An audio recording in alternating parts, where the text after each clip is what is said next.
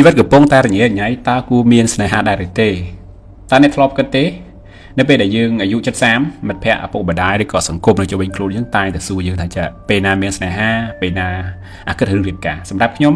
ពេលដែលខ្ញុំឆ្លើយសំណួរនេះខ្ញុំតែងតែញញឹមហើយឆ្លើយថា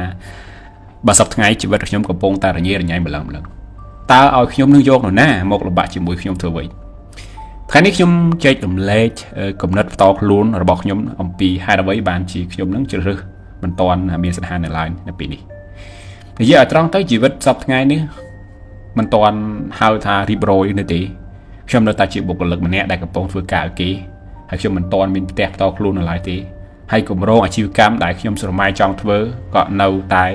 មានផែនការដែលកំពុងតែរៀបចំឬក៏តស៊ូនៅថ្ងៃរាល់ថ្ងៃដែរថ្ងៃខ្លះការងារឲ្យក្រុមហ៊ុនខ្ញុំមិនមានញឹកហើយទទួលខុសត្រូវចំពោះគ្រួសារក៏ច្រើនដែរខ្ញុំមានអារម្មណ៍ថាធម៌ពលរបស់ខ្ញុំសម្រាប់តែការកសាងជំហរខ្លួនឯងឲ្យរឹងមាំជាមុនសិនខ្ញុំមិនបដិសេធចំពោះមានស្នេហាទេប៉ុន្តែខ្ញុំយល់ថាស្នេហានិងការរៀបការមិនមែនជា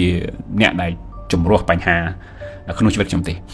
បើសិនជាខ្ញុំកំពុងតែរញ៉េរញ៉ៃហើយខ្ញុំហៅនរណាម្នាក់ចូលមកក្នុងភាពរញ៉េរញ៉ៃនោះវាមិនមែនជាការបង្កើនសុភមង្គលទេក៏ប៉ុន្តែ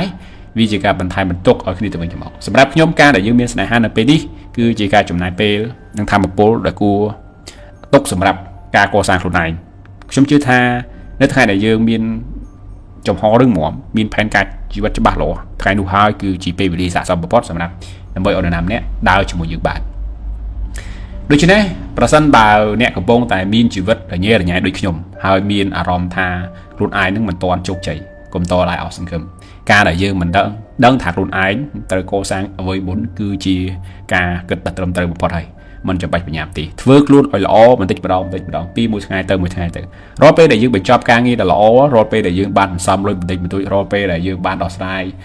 បញ្ហាដល់ខ្លួនឯងអានោះហើយគឺជាភាពជោគជ័យដ៏អស្ចារ្យមួយដែលយើងត្រូវតែធ្វើការរៀបការមិនមែនជាការប្រណាំងប្រជែងទេសំខាន់បំផុតគឺយើងរស់នៅជាមួយខ្លួនឯងឲ្យមានន័យសិនចុះបងប្អូនតើគិតថាជីវិតរញ៉េរញ៉ៃជារនាំងនៃការកសាងស្នេហាដែរទេ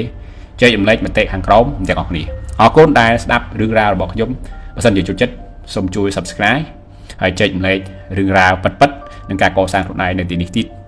ជួបគ្នានៅវីដេអូក្រោយអរគុណបងប្អូនអរគុណមែនទែន